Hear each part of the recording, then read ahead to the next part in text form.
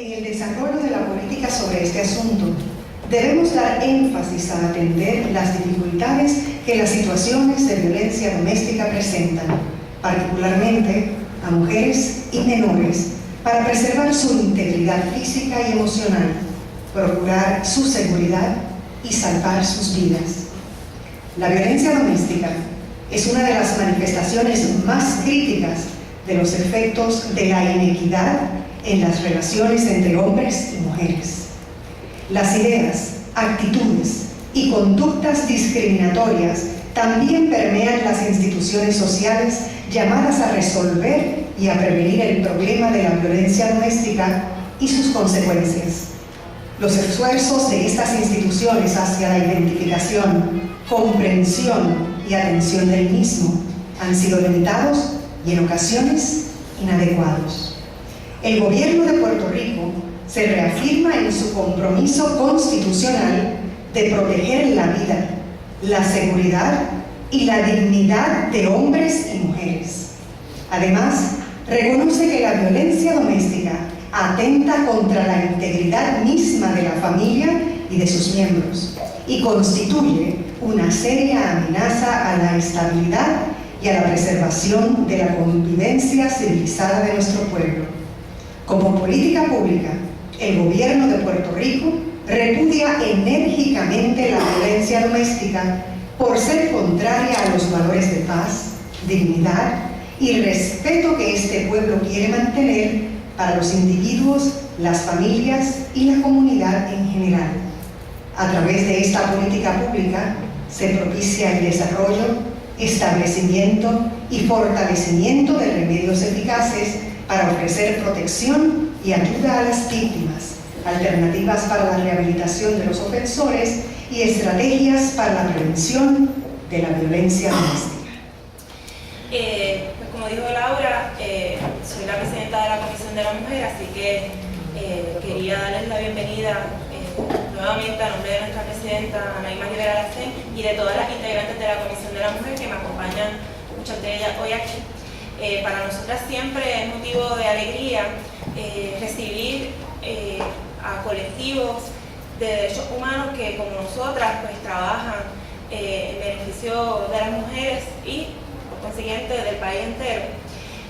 Así que estamos muy contentas de contar con IGE aquí como coauspiciadora de este evento. Ya Laura les explicó de qué va, ¿verdad? Cuáles son los propósitos de IGEA y del proyecto Matria, y pues estoy segura que con el tiempo pues tendrá más información.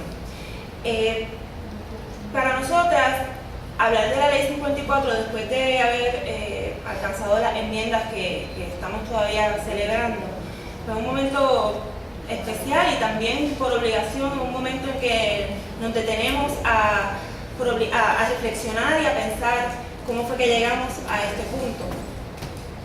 Como muchos de ustedes quizás sepan, la ley se aprobó el 15 de agosto de 1989 y en otros foros que hemos tenido la oportunidad de auspiciar y otras organizaciones han auspiciado, hemos tenido como invitadas a las mujeres que estuvieron allí dando la batalla para que se pudiera aprobar, o sea, tocando puerta tras puerta, muchas veces siendo ellas mismas objeto de violencia, de acoso. Había una falta de entendimiento de las complejidades de la violencia doméstica que hacían en aquel momento bien cuesta arriba lograr una ley como se logró, que es una ley de avanzada que nosotras defendemos, ¿verdad? Completamente. Y se logró por ¿verdad? Ese trabajo, y de repente nos trasladamos al 2013 y volvemos en cierta forma a reproducir el tocar puerta tras puerta, el cabildeo, el ser en muchos casos también objetos de violencia y lograr unas enmiendas que en un principio pensábamos que no tenían por qué darse, o sea, entendíamos que la Ley 54 era una ley amplia que cobijaba a toda víctima de violencia, pero la realidad de la política puertorriqueña, la realidad también de vivir en una sociedad que está muy insertada en discursos fundamentalista, pues hizo que nuestro Tribunal Supremo en dos decisiones, una que se llama Pueblo versus Ruiz, que fue en el 2003, y otra Pueblo versus Flores, que fue en el 2011, pusieran en jaque la efectividad y la amplitud con la que se había buscado que la Ley 54 trabajara, ¿no? En Pueblo versus Ruiz, el Tribunal Supremo resolvió que la Ley 54 no aplicaba a víctimas cuyos agresores fueran de su propio del mismo sexo. Eso fue en el 2003 por una opinión, lo cual quería decir que vinculaba a toda la población. Y luego en el 2011, con Pueblo versus Flora, a través de una sentencia, resolvió que la mujer que estaba en ese caso, que estaba casada y que fue agredida por su pareja, que no era su esposo, no estaba cobijada tampoco por la Ley 54. Ya desde el 2003, los grupos de derechos humanos, los colectivos feministas, se habían estado organizando para lograr las enmiendas, pero lamentablemente, por más que el trabajo se estaba haciendo, fue un proceso que tomó 10 años. Un proceso que hubo adelantos y hubo retrocesos, pero finalmente, como ustedes saben, hoy pues se lograron. ¿verdad? Se lograron específicamente el 29 de mayo de este año, el gobernador de Puerto Rico firmó la ley que enmendaba la Ley 54. Entonces yo quería leerles la definición tal cual está ahora de lo que es violencia doméstica. Violencia doméstica significa un patrón de conducta constante de empleo de fuerza física o violencia psicológica, intimidación o persecución contra una persona por parte de su cónyuge, excónyuge, una persona con quien cohabita o haya cohabitado, con quien sostiene o haya sostenido una relación consensual, o una persona con quien se haya procreado una hija o un hijo, independientemente del sexo, estado civil, orientación sexual, me emociono y todo, me emociono de verdad, identidad de género o estatus migratorio de cualquiera de las personas involucradas en la relación para causarle daño físico a su persona, sus bienes o a la persona de otro, o para causarle grave daño emocional. Yo quiero que aplaudan.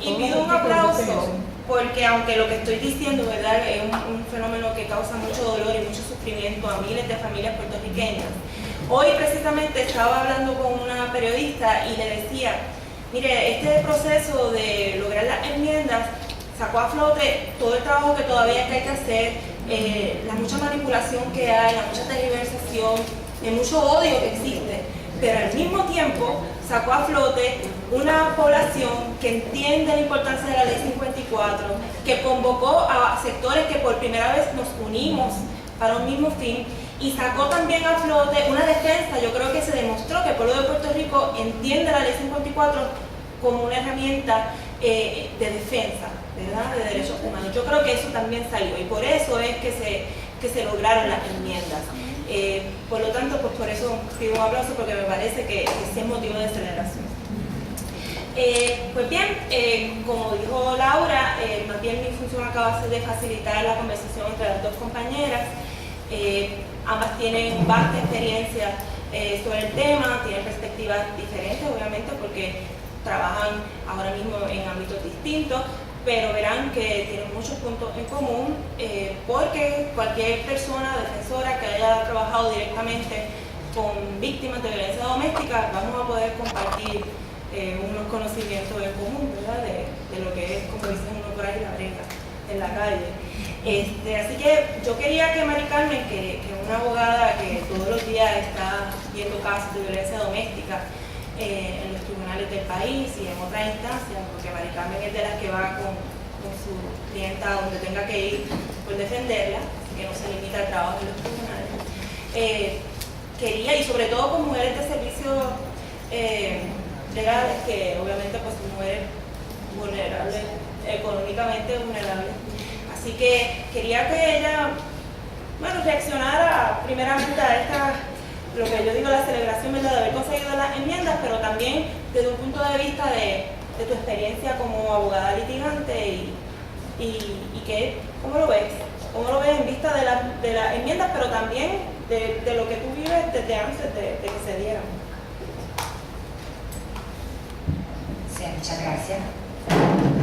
Pues la ley 54 sí realmente fue un gran adelanto para las situaciones de violencia doméstica, incluir definiciones que realmente reflejan la complejidad de la violencia doméstica, incluir las distintas manifestaciones de violencia y como algo novedoso incluir un remedio de carácter civil como la de protección a estas víctimas. También entiendo que han sido muy efectivos los esfuerzos de divulgación sobre esta ley y los remedios que provee, pues por lo general, por lo menos en este momento, las víctimas saben que existe la ley 54 que las protegen. A medida que ha pasado el tiempo también se ha mejorado la implementación de la ley 54, por ejemplo, al incluir en la creación de salas especializadas de violencia doméstica y los distintos tribunales, en la creación de la ley especializada de violencia doméstica de la policía, el tener presente, por ejemplo, intercesoras legales que asisten a las víctimas cuando van en búsqueda de una orden de protección. Y a mejorar, a través del tiempo, pues ha mejorado la implementación de la ley. Por ejemplo, estaba contando a las compañeras que recientemente entrevisté a una víctima de violencia doméstica que ha estado dentro de esta relación de control durante más de 20 años y que hace más de 20 años ocurrió ese primer incidente de violencia doméstica, que era cuando estaba empezando a implementarse en todo vigor esta ley 54. Y ella acudió al tribunal en busca de una orden de protección. Y ella me contó que dejó archivo del sitio de la orden y le pregunté por qué. Y me cuenta que para ese entonces ella percibió que no la entendían, que su situación no la entendían, porque no era la situación de que venía esta mujer víctima de una agresión física, sino era una situación de celos excesivos, de control, de acecho, y no la comprendían. Y las palabras que me dijo fue: es que sentí que no sabían qué hacer conmigo. Ahora en sí fue como me lo escribió. Y le dije, ¿cómo lo compara ahora? Y me dice, no, ahora es otra cosa, estar especializada, me sentí más cómoda, entendí que me comprendían más, que ahora sí sabían qué hacer conmigo, me sentí más segura. Así que avance, a medida que ha pasado el tiempo, pues sí, ha sido más efectiva. Claro, esto es todo producto de un proceso de aprendizaje que se ha dado entre las distintas instituciones que están involucradas en el manejo de los remedios de esta ley y también de la ciudadanía en general. Ahora, como durante este tiempo que he estado trabajando con víctimas de representación legal en la búsqueda de remedios civiles, no solamente la ley 54, sino también en los casos de familia y acompañándolas en los procesos de erradicación de cargos criminales, sí hemos encontrado unos obstáculos para la implementación efectiva de la ley. No puedo decir que se ha tratado de alguna laguna legal más allá de aquella en la cual se intentaba que se interpretara la ley de que no aplicaba a todas las personas, pero más bien han sido obstáculos que tienen que ver pues, con los actores y actoras envueltas, como por ejemplo, yo como lo hice fue dividiéndolo por varios temas en general, lo que entendí que eran prioridad, o sea, los más que me han chocado. Por ejemplo, en la política pública se habla de que se pretende atender esas, como dice la ley, ideas, actitudes y conductas discriminatorias por parte de las instituciones que atienden la violencia hacia aquellas personas víctimas de violencia doméstica. Pues esas actitudes, ideas y conductas, lo cierto es que todavía persisten. Tal vez no en la misma medida que antes, pero sí persisten, como por ejemplo con esta clienta con la cual yo acompañan desde las 2 de la tarde en este proceso de erradicar los cargos, con un incidente de agresión física, la cual ella denunció semanas después de ocurrir ese incidente de agresión física. Sí tenía todavía las marcas, pero no fue al hospital, por ejemplo, cuando ocurrió esa agresión. De entrada, ya ves la policía con un interrogatorio a la víctima partiendo de la premisa de que estaba mintiendo.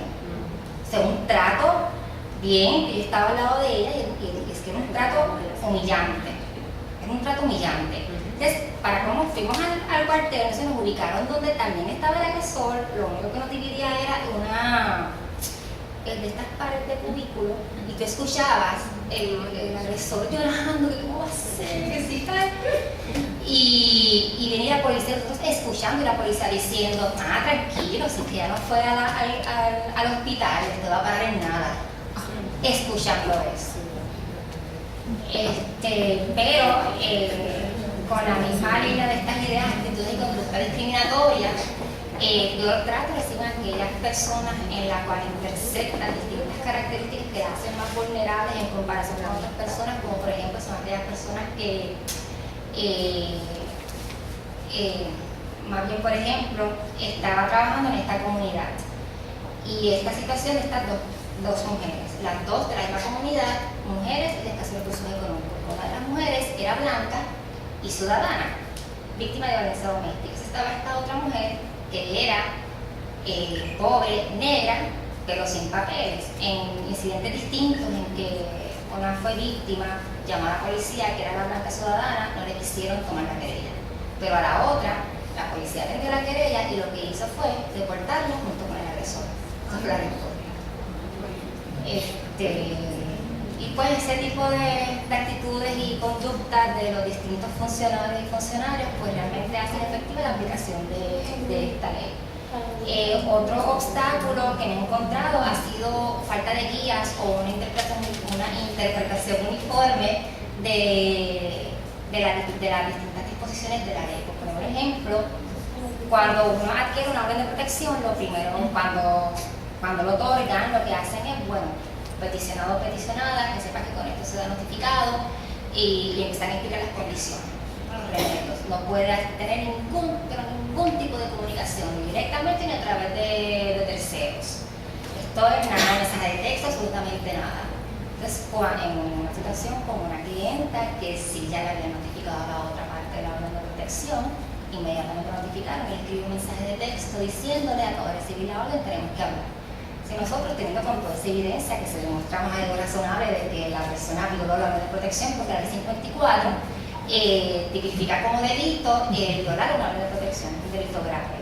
Se lo dijimos a la policía y la policía dice: no, es que sí, es cierto, sí, le notificaron y sí tuvo contacto, se supone que no, pero es si ese texto hubiera sido una amenaza o algo amenazante, cuando es claro, la ley realmente dice cualquier tipo de contacto y la víctima cuando está frente a la jueza lo que le dice es: mira, todo tipo de contacto, o sea, ningún tipo de contacto puede darse. Pues para esa policía, pues no, tiene que ser algo amenazante. Y por último, una de las obstáculos que de los más que me preocupa es que no se perciben a menores como víctimas ni como medios de estos patrones de control y maltrato. Y es que los menores no forman, no los hacen parte de estos procesos de evaluación en las situaciones de violencia doméstica. El tribunal, por ejemplo, en el contexto de protección, el tribunal lo que hace es limitarse a preguntar: pero esos incidentes de violencia doméstica ocurrieron delante de los menores. Y depende si uno contesta sí o no, entonces es a base de eso que determina si se dan o no unas visitas. Pero es que igualmente, por lo general lo que hacen es buscar un intermediario, pero para el caso de Valle Obrero, un intermediario no quitó que el papá hiciera lo que hizo. Y en este caso trataba de un caso de un patrón de acecho con un sueldo excesivo, ya que la víctima tenía una nueva pareja y no estábamos, para ese entonces parece que el tribunal entendió que como una de la menor, pues no era un peligro, pero ¿qué fue lo que pasó? Mató a la niña con una cartita para que sepa lo que estoy sufriendo, esto es culpa tuya.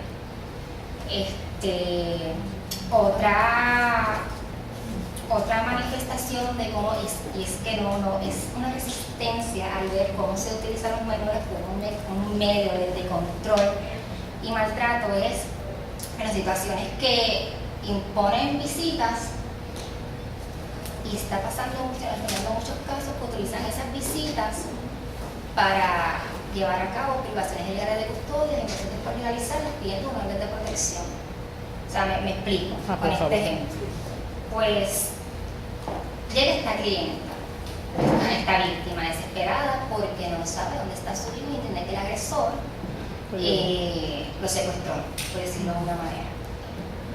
había una orden de protección entre estas personas, pero ese día esa víctima y esa persona estaba en la misma casa, entonces la víctima va al doctor con una amiga y le dice: voy a revisar a tal hora es que se tardó, y cuando regresó, él la agredió físicamente, le dejó inconsciente.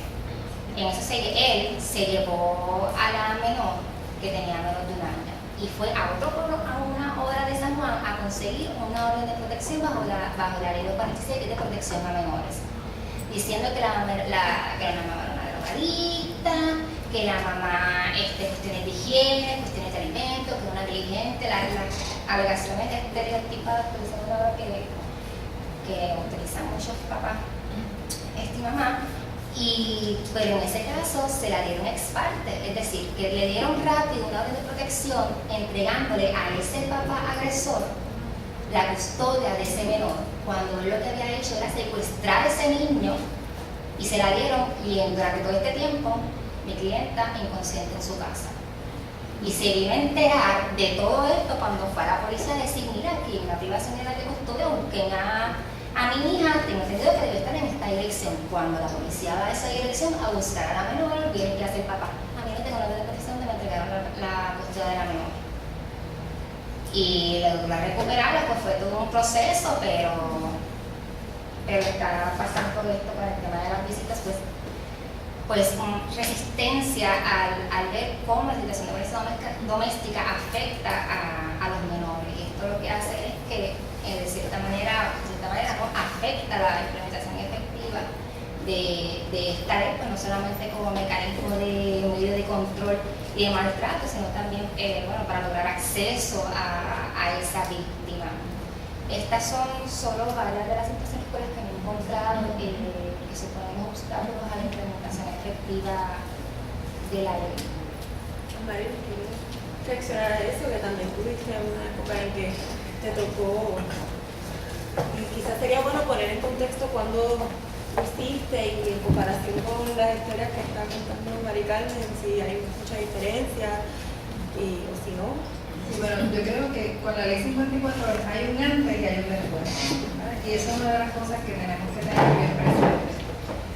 Pero antes de contestar, quería un poco reconocer la presencia de Josie Pantoja, que dio la lucha porque esta ley se aprobara.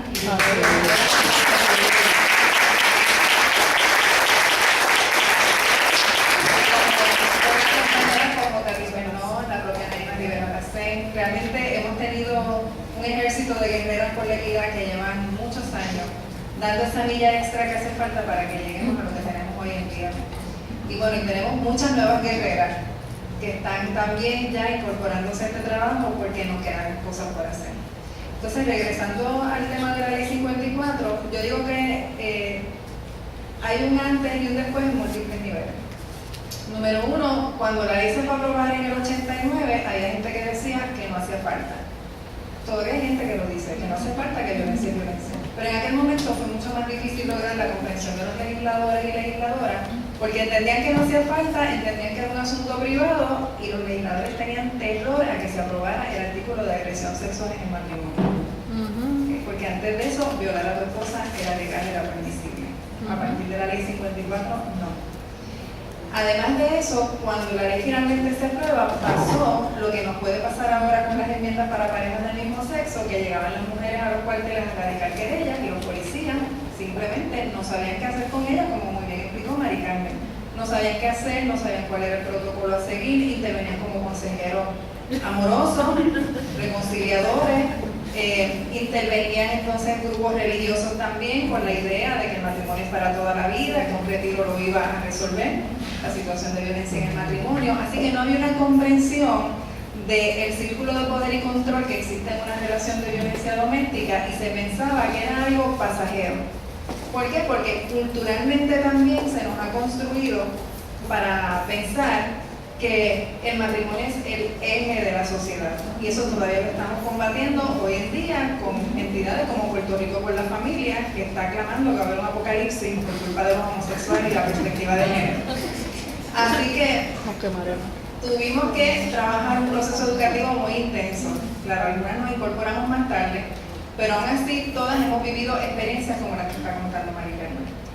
experiencias en las cuales una puede ir a pedir una orden de protección y pasan los días y no notifican, o tú tener una orden de arresto contra una persona agresora, tú verlo caminando por el pueblo y los policías decirte que no lo han encontrado, ¿verdad? Que no saben dónde está, y el agresor pasa frente al cuartel feliz de la vida y uno pensando que va a matar a la participante o a la clienta de una. Todas esas situaciones con el paso del tiempo se han ido estudiando, y yo creo que esa es una de las grandes aportaciones que han hecho algunas agencias en Puerto Rico, como fue la Oficina de la Procuradora de las Mujeres, cuando era Oficina de la Procuradora de las Mujeres, dirigida por la licenciada María Dolores Perdón, y cuando se hizo un examen de la implantación de la Ley 54 entre los años 2003 al 2005. ¿Qué hallazgos importantes hubo en ese estudio? Bueno, en ese momento se hicieron entrevistas a personas agresoras, a policías, a fiscales, a jueces y a víctimas. Se le hicieron diversas preguntas, por ejemplo, ¿cómo conceptualizaban la violencia doméstica? ¿Cuáles creían que eran las causas de la violencia doméstica? ¿Cómo se debía manejar la violencia doméstica? Y entre los hallazgos importantes surgieron algunos como el siguiente: hay policías, fiscales y jueces que piensan idéntico a los agresores cuando se les pregunta qué provoca la violencia doméstica o qué es la violencia doméstica. Contestaban que es un problema de comunicación. También en otras áreas en las que se le entrevistó, había fiscales y policías que presumían que esos casos se iban a caer y que la mujer iba a retirar los cargos, así que no invertían energía ni en la recopilación de evidencia ni en tomar medidas de seguridad para proteger a las víctimas, porque lo que pensaban era, ella va a volver con él. Claro, ¿qué nos demuestra esto? Que no había una comprensión de lo que es el fenómeno de la violencia doméstica y que por lo tanto no entendían que hay una parte dentro del ciclo o de la espiral de violencia que es la parte de reconciliación. Porque tú estás sufriendo violencia de una persona que tú amas, que tú crees porque te van a espetar las novelas mexicanas en la cabeza, que es el amor de tu vida y que pase lo que pase, se van a casar de blanco. Así que bregar con ese tipo de pensamiento dentro de un ciclo de violencia doméstica con un fiscal que cree que tú vas a retirar los cargos, te pone en un estado de vulnerabilidad terrible y hace que todo lo que estaba mencionando Mari Carmen pase. No se toman medidas de seguridad, no se toma en cuenta el impacto de los niños y niñas y cómo pueden ser manipulados u objeto de violencia dentro de la situación. No se le da seguimiento al caso. O sea, en un caso de violencia doméstica, una de las cosas que decíamos cuando se hizo el estudio de ARRES y se recomendó fue que un caso de violencia doméstica hay que investigarlo en las primeras 24 horas. Porque ya a partir de ese momento empiezan a intervenir familiares y amigos y amigas a pedirle a la mujer que retire los cargos y el agresor comienza los acercamientos de reconciliación. Pero ocurre también que si tú no investigas en las primeras 24 horas y sustentas toda tu evidencia en la entrevista que le hiciste exclusivamente a la mujer y no tomaste fotografías, no entrevistaste vecinos, no recopilaste información médica, cuando la mujer quiera retirarse del caso por lo que sea, porque se reconcilió, porque tiene miedo o porque simplemente no está preparada emocionalmente para enfrentar el proceso, tú no tienes nada que sostenga el caso, se te cayó. Así que son muchas de las cosas que con el paso del tiempo ya las hemos visto, se comenzaron a trabajar, porque a partir de 2005 se comenzaron a hacer unos protocolos con las distintas agencias, ese trabajo se hizo. Pero lamentablemente en los últimos años mucho de ese trabajo nos ha dado mucho trabajo rescatarlo y lograr que las agencias respondan, porque leímos ahorita la política pública de la Ley 54, pero en los últimos años esa política pública ha estado en el papel, no ha estado en las acciones gubernamentales dirigidas entonces a fiscalizar cómo se implanta la Ley 54 y miren, a castigar al que no hace su trabajo. Porque yo creo que cuando un funcionario o funcionaria falla en su deber, merece una querella y merece recibir sanciones. Pero lamentablemente esa no ha sido la práctica en los últimos años y eso fomenta la incompetencia, la negligencia y los prejuicios. Pues yo creo que iba a preguntar a Mari Carmen, ya que nos dijo, ¿verdad?, su experiencia, ¿qué piensa ella que hace falta desde tu perspectiva como abogada litigante? ¿Qué te gustaría ver que pasara? Y si tienes alguna sugerencia de cómo debería hacerse, estaría bueno que lo compartieras. Pero en definitiva hacen falta mecanismos de evaluación, monitoreo, fiscalización de las acciones de todos los funcionarios y funcionarias que durante todo el proceso se involucran en estos procesos, ya sea dentro del sistema de justicia criminal y civil. También, algo que hago mucho énfasis también es que cuando se habla mucho de la ley 54, se da mucho énfasis a las medidas de protección y prevención. Hay que proteger a esa víctima, hay que establecer una agenda de perspectiva de género en las escuelas, lo cual es muy importante, hay que hacerlo.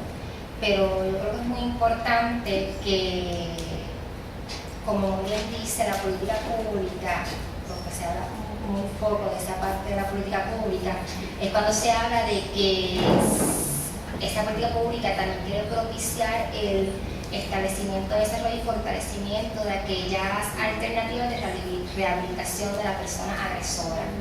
Es una parte de la política pública de la cual no se habla mucho cuando se habla de la ley 54, entiendo que se le da mucho énfasis a eso, lo que tengo entendido, lo que yo veo que hay son unos programas para programas de retiro, programas de rehabilitación, pero no veo ningún tipo de mecanismo de fiscalización de cómo realmente si funcionan o no esos programas. Yo no he visto, tal vez me equivoque, algún estudio reciente, pero que sea muy abarcador y muy detallado y muy completo de cuál es el perfil de la persona agresora, y para realmente saber qué medidas alternativas son efectivas para rehabilitar la persona agresora, porque uno de los problemas inmediatos es la persona agresora.